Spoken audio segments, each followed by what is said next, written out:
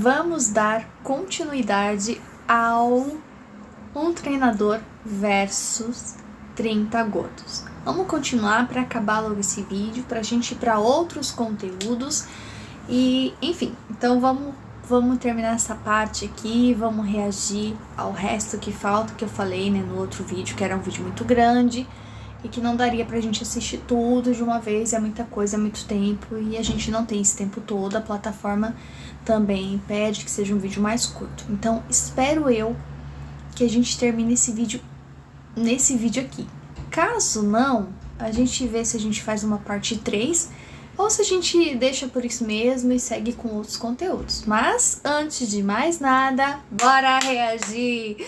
Vamos reagir, então. Um treinador versus 30 gordos, parte 2.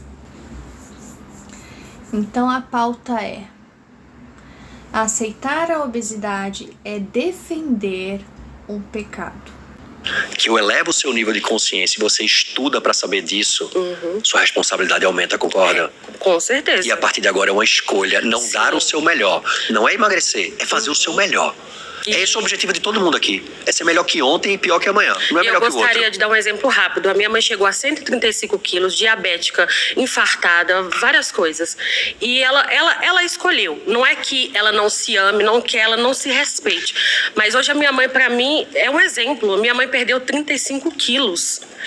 Eu tô mais pesada que a minha mãe.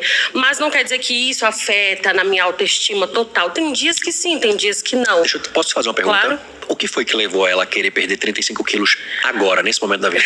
As filhas. Tem duas opções. Sim, o médico disse que ela morreria. A gente só muda a forma que a gente vê e vive a vida através de duas formas, tá?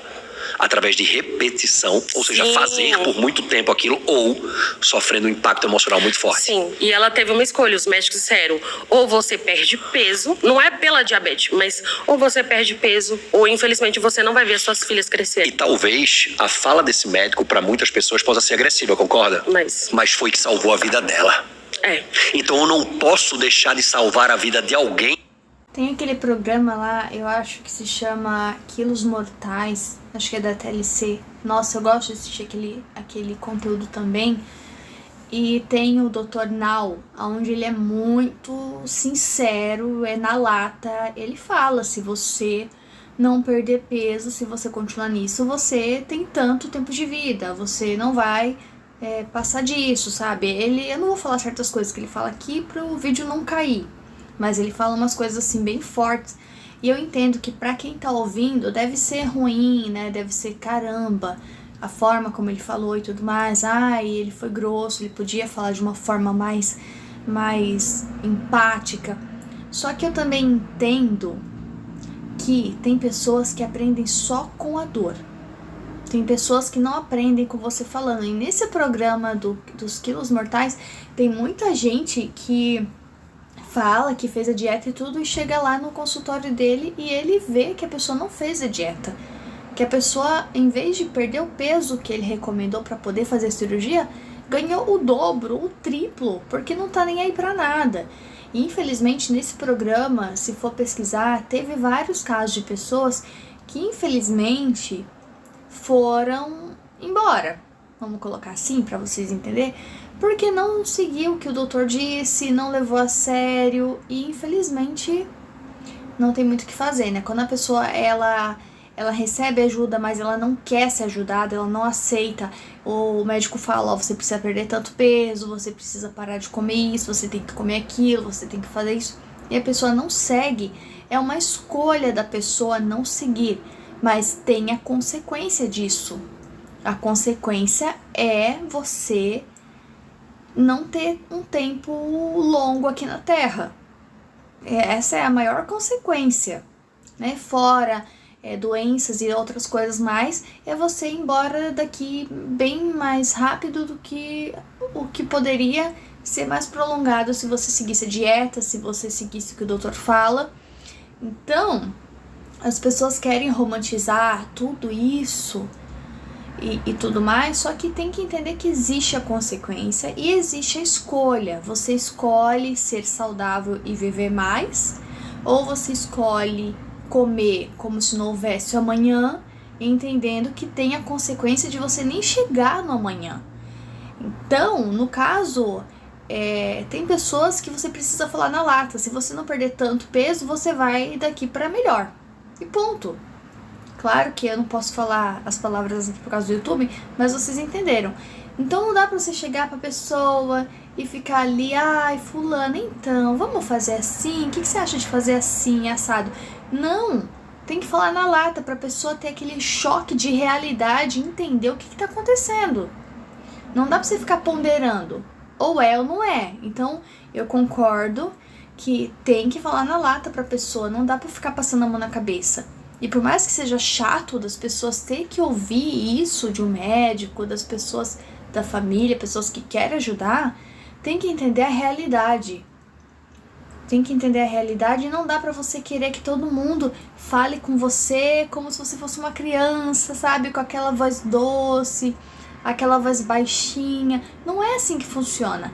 É a realidade. Ou você perde peso, ou já sabe da consequência. E se a pessoa aceitar aquela consequência, as pessoas têm que lavar a mão e deixar, sabe? Não dá pra você ficar deixando a sua vida pra ficar em prol da vida da outra pessoa que não quer ser ajudada.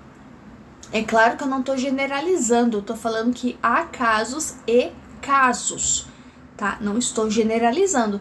Que nem o caso dessa moça, o médico falou pra mãe dela, se você não perder peso, você não vai ver as suas filhas crescendo. E ela teve uma escolha, ou ela escolheria viver como ela estava e não perder peso, ou ela escolheria ter uma vida saudável e perder peso. É tudo uma questão de escolha. Aí a pergunta fica, o que você escolhe?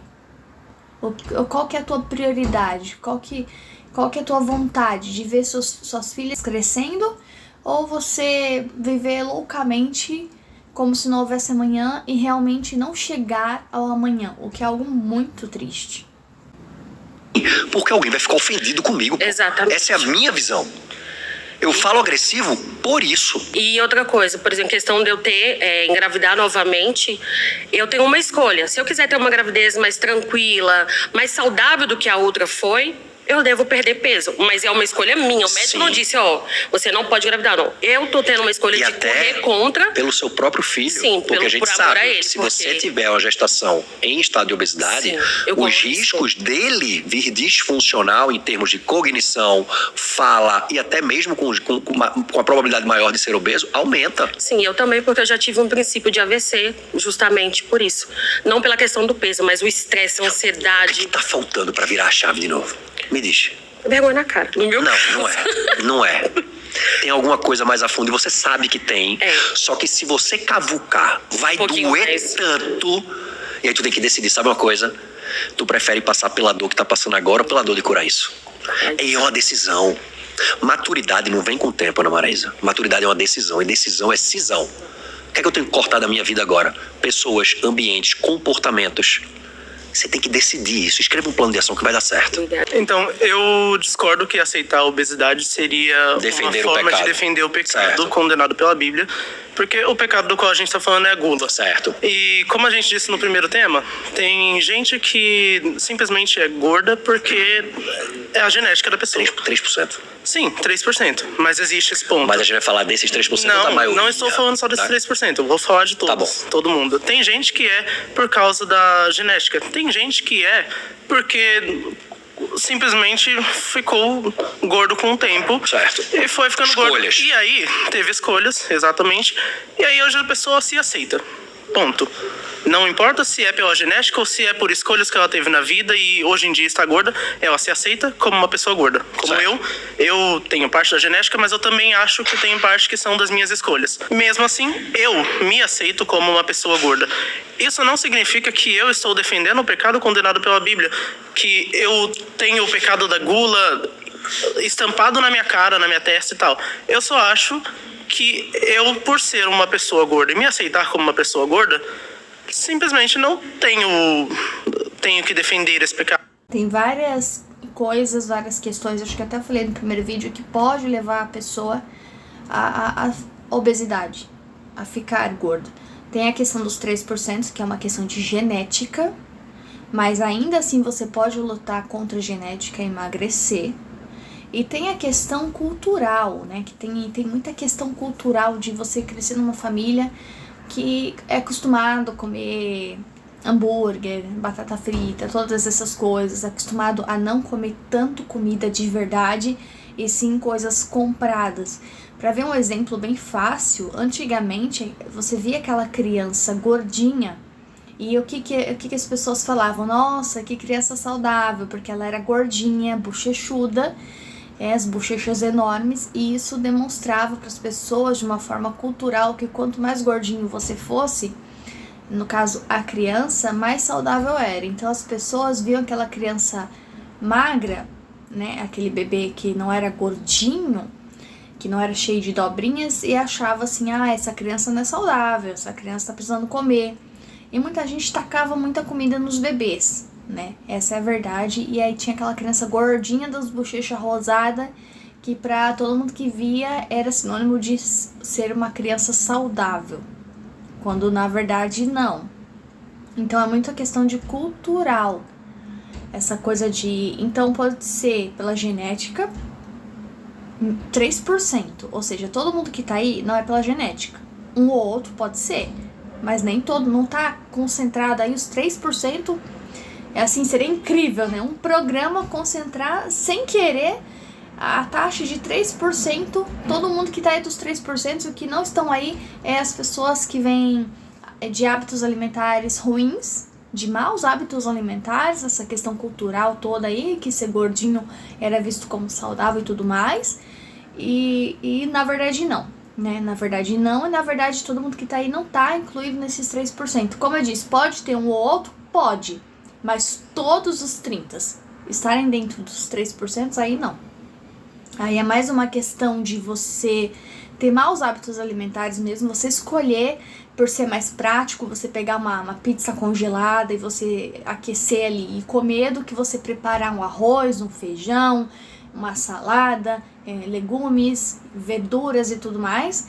É muito mais prático do que você preparar comida. E aí tem uma escolha, né? Você escolhe comer coisas congeladas, coisas industrializadas, ou você escolhe preparar a sua própria comida. Entra a questão da escolha. E as pessoas, na sua grande maioria, vai pela escolha de o que é mais fácil. Abrir uma pizza congelada, colocar no micro-ondas ali os seus 3, 4 minutinhos e a sua comida tá pronta. Então é uma escolha. Eu só sou uma pessoa gorda e me aceito como eu sou. Legal, mas você concorda que isso é uma opinião baseada na sua experiência de vida? Sim, eu concordo, com certeza é irresponsabilidade minha, enquanto agente do sistema de saúde, enquanto profissional da área da saúde, pegar uma experiência pessoal e querer extrapolar isso para todas as pessoas que aqui estão. Eu tenho que ter base científica para validar o que eu tô falando. Sim, mas aí se você tem que ter a base científica, porque na sua base científica você está falando que eu estou defendendo um pecado condenado por um livro escrito há séculos atrás. Não estou falando o que você está falando. Não, eu não falei calma, de você. Eu não estou falando o que você está falando. Você acabou de dizer que tem que ter base científica para isso. Sim. Tendo base científica, você automaticamente anula a Bíblia inteira. Pelo contrário. Sim, você anula. Através de que ciência a Bíblia é estudada? Como assim, através de que ciência? Qual ciência estuda a Bíblia? Bem, eu acredito que teologia, né? E tem outra também. Qual? História. Tá. É ciência ou não é? Tá, história é uma ciência. Então é ciência. Porém, usando ciência. Você pode me falar... Você uma pessoa limitar a ciência fisiológica. Não ciência é ciência. limitando ciência fisiológica. Eu estou falando que se você está tendo base científica, não importa qual, você está anulando a Bíblia. Porque não. Eu estou falando com você sabe qual é a minha religião? Não sabe, eu vou te dizer agora, eu sou uma pessoa agnóstica. Certo. Isso não tem nada a ver com a religião. Ele não tá dizendo que o menino é cristão, ele tá se baseando na Bíblia, porque ele tem que ter artifícios para ele se basear, para mostrar para eles de uma forma exemplificada o ponto dele. Eu não sei quem prepara essas pautas, se é o Guto Galamba ou se é o pessoal da produção, né? Se é o pessoal que tem o canal aí, o canal Foco, né? A propósito. Então não sei quem prepara as pautas, todo mundo tá tratando como se fosse o Guto que tivesse preparado as pautas. Eu não sei se é ele ou se é o pessoal do programa, já começa por aí. Que a pauta é: aceitar a obesidade é defender um pecado. No caso, o pecado que eles estão falando é o pecado da gula, né? Mas levando em conta que ele tá usando isso como um exemplo, não quer dizer que ele considera que todo mundo que tá sentado aí acredite ou que seja cristão. É só para exemplificar, porque a Bíblia, segundo o Guto, é estudada através da ciência e da história, né? Então tem a questão da ciência e da história. Não é que eu não acredite na Bíblia, só acredito que haja algo que não é o Deus da Bíblia. Deixa eu ver se eu entendi. Tu tá dizendo que eu tô errado porque eu acredito que tu não acredita que faz sentido. Não, eu estou dizendo que você está errado. Mas você não concorda com a Bíblia, você não concorda com aquele Deus, né? Eu não concordo com aquele Deus. Mas não concordar com aquele Deus, tu já deixa que aquele Deus existe. Eu não disse que ele existe. Ué, como é que tu não discorda de um negócio que não existe? Então, exatamente, não é a questão da religião. O que eu tô tentando dizer é que se você está tendo uma base científica, você não pode usar a Bíblia, que é sobre uma religião, ou nenhuma outra religião. Ele falou, não concorda com aquele Deus, então você tá dizendo que aquele Deus existe. Quando ele fala, não concordo com o Deus da Bíblia, ele existe, vamos colocar aqui pra ele que é agnóstico. Esse Deus da Bíblia existe como personagem para as pessoas que acreditam nele. Então, como ele é falado, não quer dizer que ele acredite na existência desse Deus bíblico. Quer dizer que ele sabe que as pessoas acreditam a um ser Deus bíblico, que não é o mesmo Deus que ele acredite sendo como o Deus verdadeiro. Vamos colocar dessa forma. Então, quando o Guto fala, então quer dizer que aquele Deus, então você acredita num Deus. Não quer dizer que ele acredite que aquele Deus da Bíblia, ele exista como um personagem de uma história. Assim como vamos colocar aí Harry Potter, vamos colocar aí a Fada Sininho, qualquer coisa existe dentro de um contexto de um personagem, de uma ficção. E por que eu tô dizendo isso? Porque eu sou ateia agnóstica. Eu também não acredito no Deus da Bíblia. Eu também não acredito em Jesus e Espírito Santo. Eu também não acredito. Eu acredito em outras coisas, mas que não tem nada a ver com doutrinação e com igreja. Então, por isso que eu entendi e entendo o ponto dele, que ele não conseguiu se explicar, mas tô eu aqui explicando pra vocês. Então, quando ele fala, eu não acredito naquele Deus, não é que ele tá dizendo que aquele Deus, que ele tá afirmando que aquele Deus exista. Ele não acredita naquele Deus que as pessoas pintam por aí. Naquele Jesus do cabelo longo, loiro, da pele clara, dos olhos claros e tudo mais. Porque se a gente fosse basear na história de Jesus, nem branco e loiro dos olhos claros ele era. Ele tinha a pele mais escura, já começa por aí. Então, quando um ateu ou um ateu agnóstico fala dos personagens da Bíblia, de Jesus ou de Deus, ele está se baseando em cima de um livro, de um contexto, de uma história de um personagem. Assim como se eu fosse falar de um livro que tem um personagem. Ele existe? Não existe. Para mim, não existe. Para outra pessoa pode existir, mas para mim, no meu contexto, na minha visão, na forma como eu vejo a vida, na minha filosofia de vida, não existe. Não quer dizer que eu vou atacar as pessoas que acreditam na existência dele, mas na minha visão é apenas um personagem, uma história contada e muito mal contada. Mas essa é a minha opinião e acredito que foi isso que ele tentou explicar, mas ele também não conseguiu. Pra falar sobre mas eu não estou usando a Bíblia como fato religioso, eu estou usando como fato teológico. Estou usando o exemplo de que você disse que tem que ter uma base científica. Foi mal, Bela. Desculpa, terminou. Nada. Obrigado, viu? Lorde inglês. Maravilhoso. Como você vai? Tudo bem? Como é seu nome? Bela. Prazer, Bela. Bom, primeiramente que eu sou macumbeira, então a Bíblia não me diz a respeito. Acha? Leu? Não, desculpa, eu não enxergo muito bem. Depois eu te explico. Primeiro... Esse Hawks tá no braço dele, é da cultura indígena. Simboliza cura, felicidade, coisas nesse sentido. Eu vou colocar pra vocês verem depois também. Achei bem legal.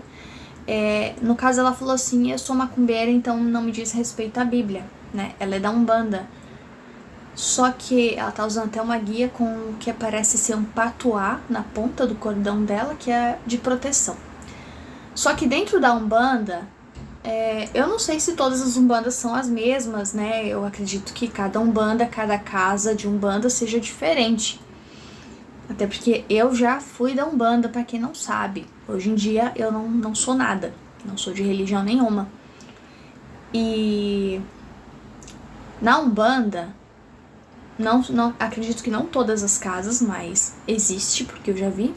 O pessoal faz a oração, né? Pai Nosso, Ave Maria, Santa Maria, antes de começar a gira, vamos colocar assim, o culto deles. E aí faz essa oração. tem Oxalá, que no sincretismo é Jesus Cristo e tudo mais. E eles, claro, eles não leem a Bíblia, eles não seguem a Bíblia. E a Bíblia qualquer pessoa pode ler, tá? Não é que você se dá Umbanda, você não pode ter acesso à Bíblia. Você não pode ler a Bíblia, é proibido. Não, não é isso. O que eu tô dizendo é que, diferente na Umbanda, não tem a Bíblia como numa igreja evangélica, que você se baseia totalmente na Bíblia para você fazer um culto ou para você fazer uma missa.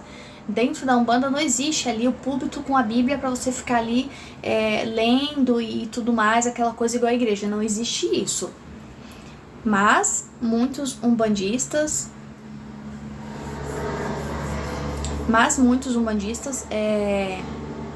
acreditam em Deus, acreditam em Jesus e tudo mais.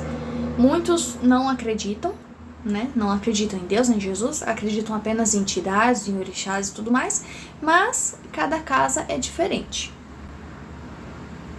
Queria me posicionar a respeito de todas as pessoas que estão aqui.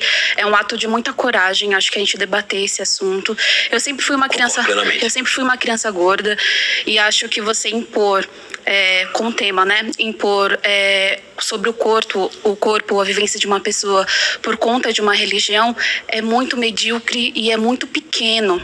Então, eu, como umbandista, eu não tenho nada a ver com a Bíblia. Certo. Isso não deveria ser uma imposição do corpo alheio, né? Então, você dizer que uma pessoa gorda, ela simplesmente está cometendo pecado, que é a gula, é dizer para todas as pessoas gordas que estão aqui que somos pecadores. Você entende? Deixa eu te perguntar uma coisa. Você é pecadora? Todos nós somos. Então tá tudo certo com o que eu disse. Não está certo, porque você tá usando a Bíblia para constituir uma opinião. Deixa eu te fazer uma outra pergunta, claro, posso? Claro. Existem pessoas gordas que têm o pecado da gula? Não sei, eu não posso dizer. Existe a probabilidade de haver pessoas gordas que têm o pecado da gula? Sim, com certeza. Existe a probabilidade? Sim. E existe a probabilidade de não haver? Sim, com certeza. Foi o que eu disse já desde o começo. Existe a obesidade mesogênica, que é exclusiva da genética. Você pode não comer nada e o que você comer vai virar gordura. São 3% da população. Os outros 97% vêm por excesso. Então é gula. Isso não sou eu que estou dizendo. Certo. Eu só usei a Bíblia como um gancho para, se alguém discordasse da ciência, eu trazer uma base que talvez ela concordasse. Certo. A minha única o olhar que eu quero trazer, quando você conhece alguém com depressão, você aponta o dedo dizendo para ela, olha, é aquela pessoa depressiva. Quando tem uma pessoa com diabetes, você aponta para ela e fala, olha, a pessoa diabética. Então, por que o corpo gordo? Que você diz, deixa eu só terminar, por favor. Quando você diz que o corpo gordo é uma doença, por que você não trata as pessoas gordas como realmente um caso de saúde pública? Vamos lá. É isso que me deixa triste e é realmente isso que afasta. Antes dele responder ela, por que ele não trata, já que a obesidade é uma doença, por que ele não trata como foi que ela falou? Enfim.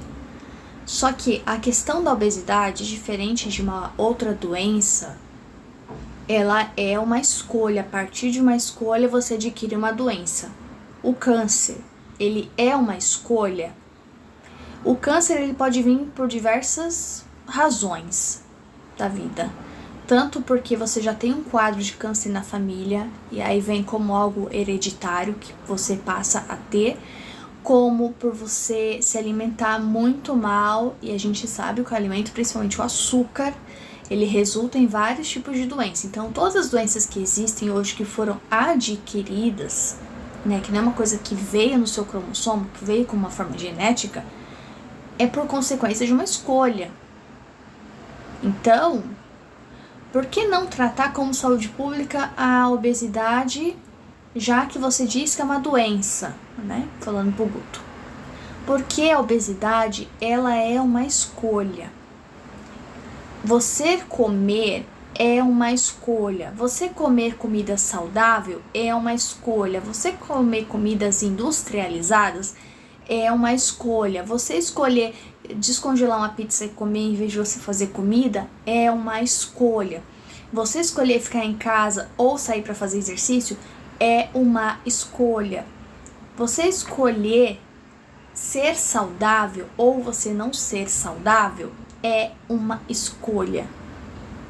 Para quem não sabe, eu tenho endometriose profunda, retrocervical. Não tem cura. Infelizmente não tem cura, tem cirurgia, mas ela volta com o tempo. O que tem? Tratamento. E olha, quem tem endometriose, deixa nos comentários, porque muita gente não acredita o tão ruim que essa doença patológica é. Olha, é horrível, tá? Só quem tem sabe, principalmente quando é grau severo, que é o meu caso. Não é fácil. Lidar com endometriose não é fácil.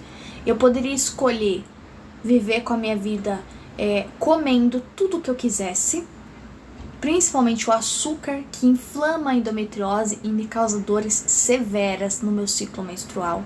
Dores de me revirar, de gritar, de dar vontade de arrasta, de tanto que doía.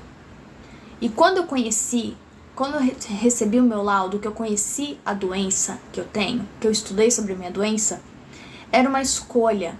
Eu me alimentar melhor, que isso seria o tratamento da minha endometriose, ou eu continuar como estava e continuar sentindo todas aquelas dores insuportáveis todo mês.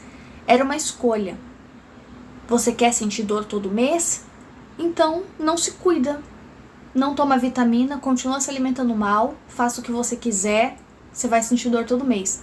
Ah, você não quer sentir dor todo mês? Você quer diminuir o quadro das dores, da inflamação do seu corpo, já que essa doença ela é autoimune, inflamatória, e você sente dor não só no período menstrual, mas no seu corpo como um todo, e dores musculares todos os dias, que você precisa viver à base de remédio, que na verdade não curam tanto a inflamação como a dor, mas mascaram e te traz mais doença. Ou você quer cuidar da sua alimentação, buscar formas alternativas como shot matinal. Quando eu falo shot, não é alcoólico, tá, gente? Eu não bebo bebida alcoólica. Eu bebia há muito tempo atrás. Hoje em dia eu não bebo bebida alcoólica. É cúrcuma, é pimenta do reino, é limão, é gengibre, coisas anti-inflamatórias. Alimentos anti-inflamatórios, alimentação mais saudável. E aí eu diminuí o quadro de dores que eu sentia antes. Hoje eu não sinto tanta dor como eu sentia antes, porque está diminuindo, e diminuiu de uma forma tremenda. Eu ficava mais de mês de cama, mais de mês. Parecia estado de coma, e eu não tô brincando. Quem tem sabe.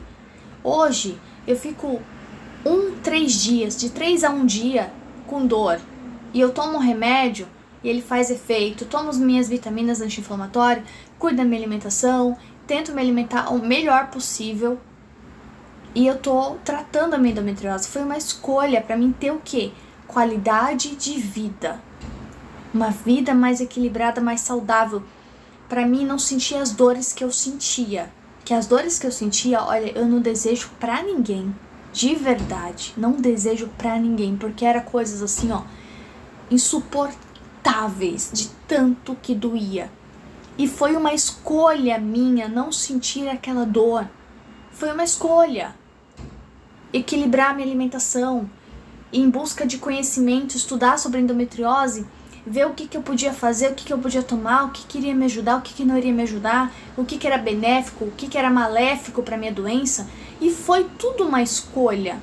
Eu escolhi ir atrás, estudar sobre o assunto e entender o que eu podia fazer, o que estava dentro do meu alcance, o que eu conseguiria fazer. Ah, eu não tenho condição de pagar uma nutricionista especializada em pessoas que têm endometriose. Tá, mas o que eu posso fazer por minha conta própria, já que eu não consigo, não tenho condição de pagar uma nutricionista especializada no foco em endometriose? Ah, eu posso tomar suplementos e vitaminas, que são anti-inflamatórias. Primeira coisa foi entender o que era endometriose, o que causava endometriose, como ela funcionava, como ela atuava no meu corpo. E eu entendi que ela é uma doença autoimune inflamatória. Ela inflama o corpo. E aí eu comecei a estudar e buscar formas alternativas de fazer o tratamento, já que ela não tem cura.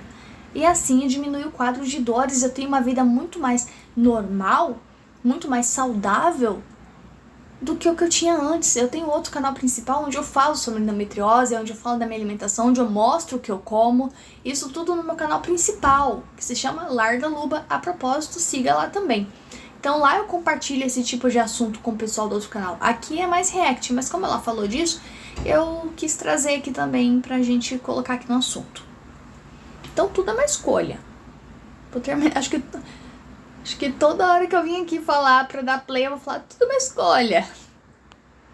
Nós, pessoas gordas, de estar nesses espaços que você diz que somos bem-vindos. Hoje, eu caminho por conta própria, mas eu não frequento a academia justamente porque, como ele falou, a gente não se enxerga nesse espaço porque sempre foi um espaço de exclusão. Então, só para reafirmar a minha opinião sobre exclusão com o seu pensamento da Bíblia, é dizer que você está usando novamente de uma opinião religiosa para dizer para uma pessoa que ela não merece estar ali porque ela é uma pecadora. É a mesma coisa quando exclui pessoas LGBT da igreja, é a mesma coisa quando exclui pessoas que realmente não têm a metade da vivência que... Vai acabar o tempo da gente, eu não vou ter debate contigo. Não, pode falar. Tá, vamos lá. Quando eu trago a base da igreja, eu não falei de religião hora uma, eu falei Falou de teologia. De Bíblia? Falou de Bíblia, o tema é sobre Bíblia. Não tem a ver com religião diretamente. A minha religião não tem Bíblia. Tá, e tudo bem. Ou seja, a Bíblia, existe uma ciência chamada teologia que estuda a Bíblia. A teologia não é religiosa. A teologia não é religiosa, é uma ciência. Eu tô usando isso como base. Então já começa com um erro na pergunta do tema. Não, mas a Bíblia está sendo usada, está sendo estudada pela teologia. Mas quantas pessoas aqui são cristãs? Mas veja, Bela, você tem entendido errado, não quer dizer que a pergunta está errada. Mas vamos lá. Mas se tem 30 pessoas na sala concordando que a pergunta foi mal feita no tema, você tem que concordar que existia um embate. Concordando que a pergunta foi mal feita e não que a pergunta não faz sentido ou que a pergunta em si não direcione para o que realmente pode existir, que é o gordo ter compulsão. Entendeu? Entendo, mas... Não acabou não, tá aqui. Tem um minuto ainda. Eu entendo, mas realmente é porque você tá tentando entender uma coisa através de um conceito que você não acredita. Exatamente. Mas não tem como te explicar. Mas como que você vai me falar sobre Bíblia se é algo que eu não acredito? Mas eu não tô falando pra você que veio até aqui. Não, mas você tá falando pra todas as pessoas que estão na sala, que estão assistindo. E o Marcelo queria ter vindo. Sim, exatamente. Porque ele acredita na Bíblia, acredito eu. Sim, mas eu não. Mas eu sou uma pessoa gorda, então como que você consegue Mas por que você se incomodou por algo que não existe? Porque o tema fala justamente sobre isso. O tema, você ouviu a pergunta do tema? Ouvi, e você não acredita naquilo ali. Não acredito. E por que te incomodou a ponto de vir aqui debater? Porque essas opiniões que eu não acredito, ele é a base de ódio para várias pessoas que hoje estão dentro da igreja. É forte. No ódio não é nada forte. Ódio é forte. No caso, ela veio militar, né? Porque se eu escuto algo que não faz parte do que eu acredito, eu não vou debater sobre algo que eu não acredito, porque não faz sentido eu debater sobre aquilo que pra mim não existe, não sabe? Não faz sentido. Eu fico no meu lugar, espero outra pergunta e vou lá. Agora, muitos que estão aí, pelo que eu reparei, estão indo aí pra quê? Militar. Né? O Alexandre, esse de colorido ali, é o mais militante que tem, na minha opinião. Todo mundo tá indo aí, é uma brecha pra militância. O pessoal não tá nem focado no assunto, porque falou assim, mas você tá falando de Bíblia? E o pessoal aqui, nem todo mundo que tá aqui é cristão, como ela, no caso, é um bandista. Só que a questão não é sobre a religião que você é. Primeiro que a Bíblia, ela não é determinada a uma religião específica, porque qualquer ser humano, independente de religião, não pode ter uma Bíblia. Você vai numa livraria, você compra uma Bíblia, você tem uma Bíblia. Ela não é destinada especificamente para um grupo de pessoas. Quem quiser ter Bíblia, tem a Bíblia. Não é privado, sabe? Então, até então não tem nada a ver com o que ela falou. E a questão que ele usou a Bíblia, porque, que nem ele falou, ele trouxe 2 pontos da ciência e da teologia para as pessoas entender, e o papel dele aí, de uma certa forma, é convencer as pessoas de que elas estão erradas, e o pessoal que tá sentado aí, os 30, convencer ele de que ele tá errado. É um debate, essa é a verdade, é um debatendo ali de acordo com o seu ponto, e cada um vai trazer o seu ponto. Ele trouxe a ciência e a teologia a favor dele. E o que os outros trouxeram a favor? A militância. E quando você vem com ciência, com teologia, no caso, para debater, e a pessoa vem com militância, não vai dar em nada. Porque a pessoa, ela não quer entender, ela não quer debater sobre o assunto, ela não quer defender o lado dela. Ela quer militar. E militar não leva a lugar algum. Entendeu? Então, ele falando aqui de compulsão, e ela tá falando, mas tem a ver com a Bíblia, eu não sou da igreja, não sei o que, na minha religião não tem Bíblia. Então tá, vamos tirar a parte da Bíblia. A obesidade é compulsão? As pessoas têm compulsão por comer? Já que não quer usar a Bíblia que ele trouxe como pauta para que ele tá fazendo, então vamos usar uma outra pergunta que dá o mesmo efeito. Não é nada forte. Ódio não é nada forte. Veja, eu sinto muito que talvez você tenha passado por uma experiência muito ruim. Como a Ana Maria estava falando aqui agora, eu não sei em que fase da vida foi. Certo. Mas tem pessoas ruins na igreja? Claro que tem. Isso faz da igreja um todo ruim? Claro que não. Existem pessoas gordas que têm compulsão e praticam o pecado da gula? Sim. Isso quer dizer que todas as pessoas gordas fazem isso? Não. Certo. É esse o contexto. Então a ideia é vir aqui defender que sim, existem pessoas gordas que defendem o pecado da gula. Isso é um fato. É só isso que está sendo dito. E você poderia ter dito, pô, Guto, eu concordo, mas eu discordo porque comigo não é assim. E tá tudo bem. Entende? Entendo. Obrigado, querida. Prazer conhecer. Nada. E o quarto tema é o que você chama de me aceitar como sou, a medicina chama de doença. Alexandre? Isso. Vai. Eu quero te falar que todas as pessoas que estão aqui já passaram por uma questão psicológica. Tá. E quando a Eu gente também fala passei. de doença, a gente pode falar da obesidade, a gente pode falar de tudo aquilo que a obesidade causa e tudo aquilo que também é causado pela obesidade. Assim como estão todos aqui, Mas a quando gente eu concorda tinha... que é uma doença? Concordamos que também é uma condição que pode gerar outras doenças. Sim. E pode ser causada por outras doenças. Quando eu tinha 14 anos, um grupo também de 25 pessoas, de 25 homens, me abordaram na rua e me espancaram, cuspiram em mim, me humilharam, me xingaram e quebraram com a minha saúde psicológica. Eu tive vontade de morrer, eu tive vontade de me suicidar. Com 14 anos de idade. E eu tenho certeza que a minha história toca todo mundo que está aqui. Porque pra gente falar sobre obesidade, a gente tem que falar sobre saúde mental. Pra eu estar aqui hoje, eu estou extremamente desconfortável. E a minha vontade aqui é de te... Não vou entrar na questão do que ele passou, do que ele sofreu, porque, né, é um assunto sensível, eu não tenho nem o que falar sobre isso. É uma experiência que, infelizmente, ele passou. E que eu acho que nenhum ser humano tinha que passar por isso. Mas também, em contrapartida, ele falou que questão psicológica, né? Que o Guto também falou que ele também já teve questões psicológicas. Eu também já tive várias questões psicológicas. Então, ela não é exclusiva de a pessoa tá com obesidade porque ela tem questões psicológicas. Porque tem muita gente magra que tem muitas questões psicológicas. Então, não é assim exclusivo, tem questão psicológica, é gordo. Não tem, a pessoa é magra porque não tem questões psicológicas. Não. A questão psicológica é pra qualquer pessoa, infelizmente, com coisas que a gente passa na vida, com coisas que deixam marca. Eu passei muita coisa psicológica na minha vida, passei por muita coisa que não vem o caso. Mas só nesse ponto que eu quero tocar aqui, que a questão psicológica não é só para quem é gordo, mas sim para quem é magro também passa muita coisa psicológica. Só esse ponto. Agora, de resto, eu não tenho nem o que falar. Atacar. Eu tô aqui numa situação de embate. Eu vou usar a história da Maraísa, como a minha história também é muito tocante e é muito triste. Existe um armário onde a gente sai para se entender como gordo. Porque quando a gente é criança, a gente não tem o entendimento de que a sociedade vai massacrar a gente, de que a gente pode vir a ter um problema no joelho ou um problema de coração. E aí eu te faço uma pergunta.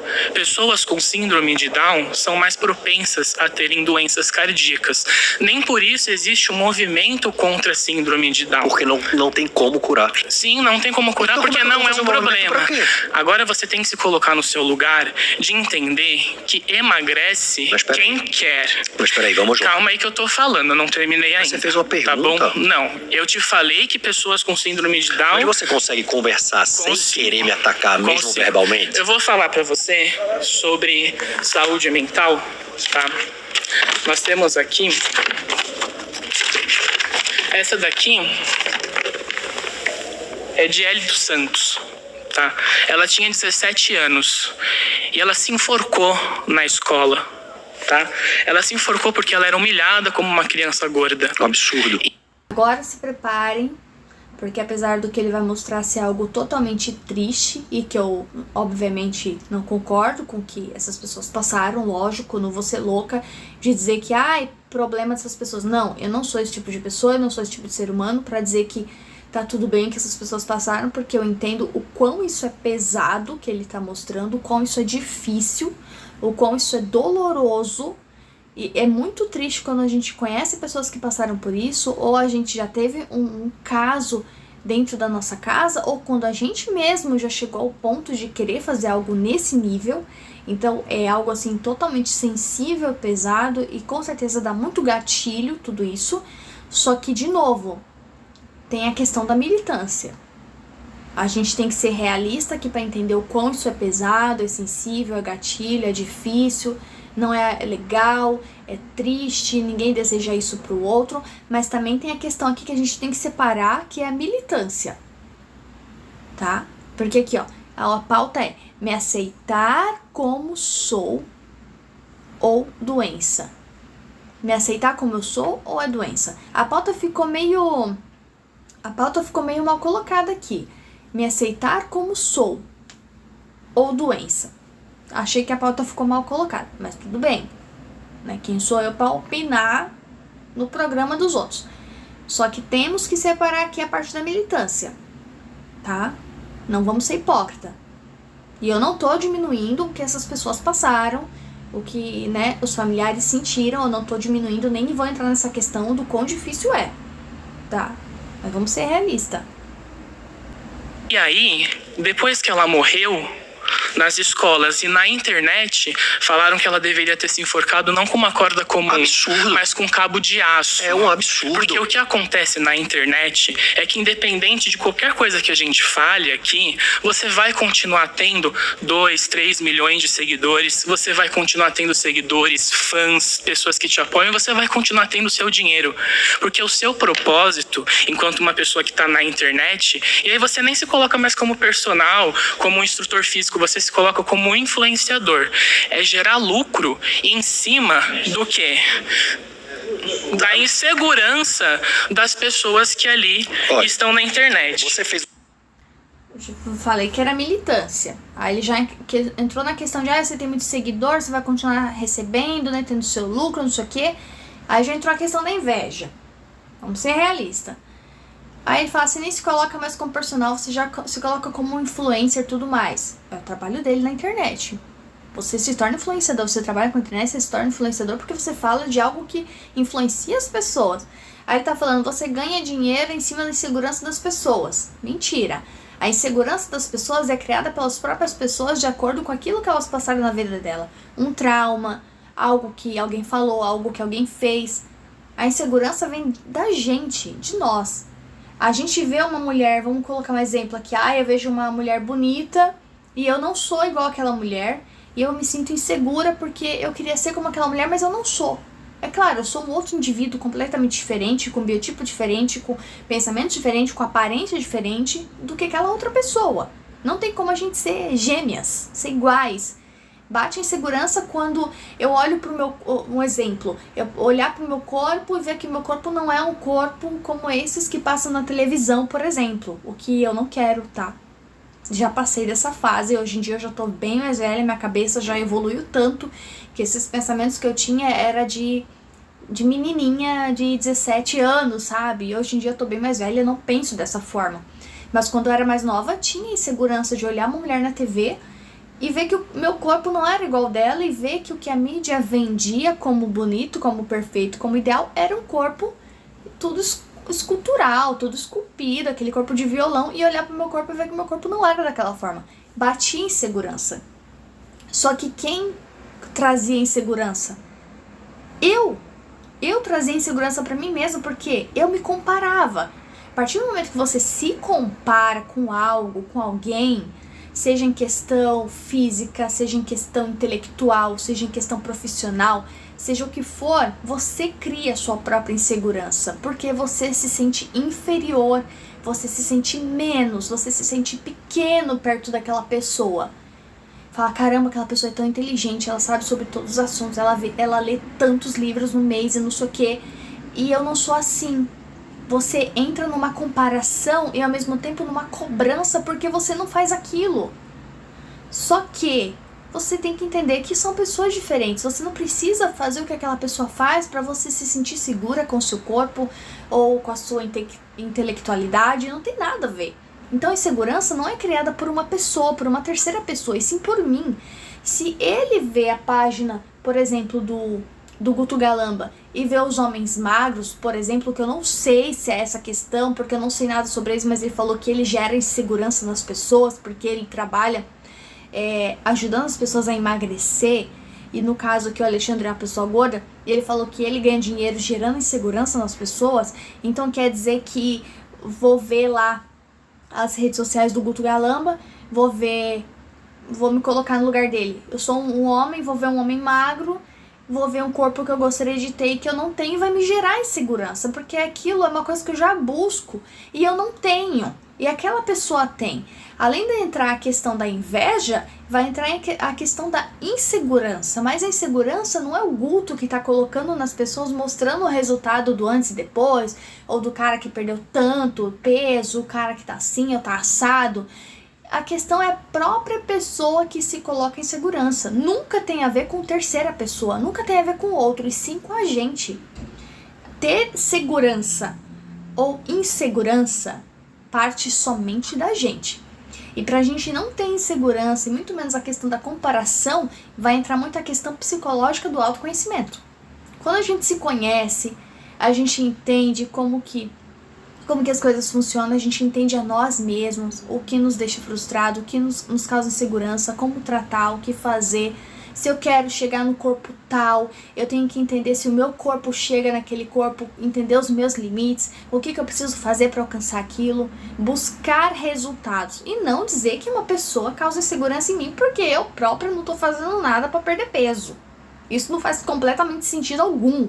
Eu estar gorda e olhar uma rede social de um cara, ou porque o cara trabalha com obesidade, eu tô obesa, e falar que o cara ganha dinheiro a custa das pessoas, colocando insegurança nas pessoas, não faz sentido. Ao contrário, ele ganha dinheiro modificando, mudando, transformando a vida da pessoa, porque a partir do momento que você é gordo, a gente sabe que tem muitas questões de para amarrar um tênis é complicado, andar 2 km é complicado, subir escada, descer escada, entra várias questões que a gente não pode colocar nas costas do outro, uma escolha que nós mesmos fazemos.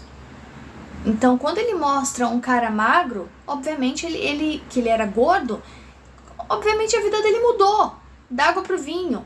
O cara malha, sobe escada, desce, corre sei lá tantos quilômetros, faz isso, faz aquilo. Porque ele fez uma escolha. Tudo partiu de uma escolha. Ninguém vai chegar pra você e falar, você tem que emagrecer. Não, é uma escolha. Agora falar que alguém causa insegurança em você, uma pessoa que sabe, que tá lá vivendo a vida dela, que nem sabe da sua existência, causa insegurança em você e diz que tá lucrando com isso.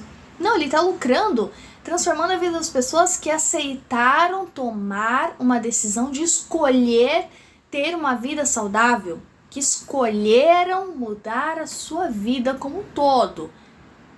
Escolheram. As pessoas que estão lá, que passaram pelo processo de emagrecimento com o Guto, escolheram. Tomaram uma decisão, falaram, caramba, eu preciso mudar minha vida. Eu preciso mudar os meus hábitos alimentares. Eu quero viver mais. Eu quero ser mais saudável. Eu quero conseguir amarrar meu tênis, subir dessa escada. Eu quero fazer tudo, sabe? Brincar com a minha filha. Eu quero poder fazer de tudo. É uma escolha. Então, ele não ganha dinheiro com a insegurança dos outros. A insegurança vem de nós mesmos com nós mesmos. A gente traz insegurança, comparação e todas essas coisas. A gente coloca isso dentro da gente. Quando a gente olha o outro, se compara com o outro, sente inveja do outro, se sente inseguro com o outro, porque a gente quer aquilo e a gente não quer tomar a decisão de chegar àquele patamar, ou como a gente não entende que o nosso corpo não é igual. Por exemplo, vamos dizer que eu tenho insegurança com a Gisele Bündchen. Um exemplo. O meu corpo nunca vai ser igual ao da Gisele Bündchen. Minha estatura, meu biotipo, minha aparência, eu nunca vou ser uma Gisele Bündchen da vida. E tá tudo bem. Eu aceito isso, tá tudo bem. Ela tem a beleza dela, ela tem a vida dela, cada um tem a sua beleza única, tá tudo bem. Agora, eu olhar para um corpo de uma pessoa e me inspirar, falar, caramba, me inspirei nessa mulher. Seja o cabelo, seja a maquiagem, seja o corpo, inspirar. Agora, pessoa dizer que você ganha dinheiro causando insegurança no outro, isso aí, ó, pra mim foi a militância mais lascada possível, que, sabe, não faz nem sentido, não tem nem lógica. Essa daqui também morreu por conta de gordofobia na faculdade. E essa daqui é uma influenciadora que depois que ela morreu, pegaram a imagem dela e anunciaram numa academia. Se você não quiser morrer como ela, venha pra nossa academia. Mas eu tô concordando com o que você tá falando. É um absurdo Eu fico feliz que você concorde com o que eu tô falando. Mas eu sempre concordei com tudo isso. Não. Sempre. Porque até mesmo na segunda-feira, você fez um vídeo falando que uma mulher gorda e preta, que é dançarina, não podia fazer uma campanha pra Nike. Eu falei essa frase. Você falou que ela não essa frase. Você falou... Gorda e preta, você vai ter que provar isso. Ela é uma mulher gorda e preta. O que eu disse E você falou que ela não poderia ser uma pessoa feliz, porque nós temos o direito a sermos uma pessoa feliz. Cara, e você acha que a gente tem que ser triste enquanto pessoas gordas? Pelo que você passou. De verdade. Entrar na questão, a gente é uma pessoa feliz, né, sendo gorda. Ele não demonstra felicidade pra mim, eu não sei pra vocês, mas ele demonstra pra mim uma pessoa totalmente frustrada e que não tá feliz. Não tá feliz, tanto que ele foi aí pra atacar, como ele mesmo falou, o Guto Galamba. Entrar no embate. Porque quando você tá satisfeito com o teu corpo, você aceita o seu corpo, pra você tá tudo bem, nada te afeta. As pessoas podem falar o que quiser, que vai entrar por um ouvido e sair pelo outro. Porque você sabe de você sabe da sua segurança, você sabe o que é bom pra você. E você tá mais, literalmente cagando pra opinião do outro. Então quando ele chega aí com essa coisa de, como que ele falou?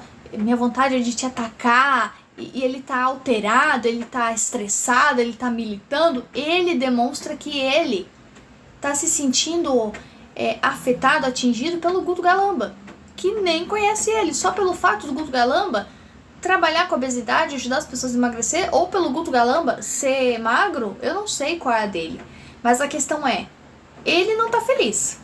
Isso tá claro que nem água pra mim. Feliz ele não tá, porque uma pessoa que tá feliz não age dessa forma, não tem essas atitudes de ataque, de querer atacar a pessoa, de ser grosso, de ser estúpido, de ser arrogante. As pessoas não faz isso.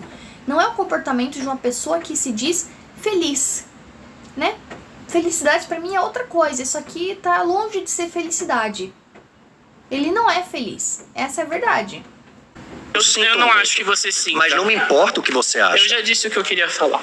De verdade, se continuar assim, vai ser bom pra mim pra cacete na internet. Então assim, porra, eu tô aqui pra debater real. Eu tô aqui pra debater real e vocês estão me dando o queijo, a faca quente e a manteiga na mão. Vocês falaram de ódio na sala. Vocês falaram do ódio na sala. O cara até agora não agrediu ninguém. Vocês estão demonstrando ódio. Bora lá. Acho que tem uma questão. Vou voltar naquela coisa de saber separar muito bem as coisas, né? Acho que quando a gente fala sobre aceitar como sou, isso está relacionado ao nosso corpo. E aí quando a gente fala de doença, a gente está falando de um outro espectro, que quando a gente mistura e escracha, vira essa frase toda junta, que eu acho que ataca as pessoas, e eu até entendo as pessoas virem nessa armadura de ataque, porque é uma coisa muito pessoal, né? Mas também entendo que você está trazendo informações de um lado, de um estudo que você fez, de todo o seu estudo, toda a sua experiência acadêmica e afins. Porém, e aí que eu acho que mora o perigo quando a gente coloca tudo num balaio só, né? Eu estava vendo, por exemplo, que quando a gente fala, por exemplo, de Márcia corpórea, né? Nem o OMS considera, por exemplo, o IMC um laudo, né? Que o IMC, para todo mundo, quem não sabe o que é IMC aqui, IMC é o índice de massa corpórea. Isso. Ele é uma conta que você faz entre sua altura e seu peso, mas o IMC só serve para grandes contingentes populacionais. Para eu ter uma ideia se a quantidade da maioria das pessoas que ali mora é alta ou baixa escala e peso, entendeu? Sim, só para isso. Exatamente. Para você sozinho ele é falho. Exatamente. E aí, justamente porque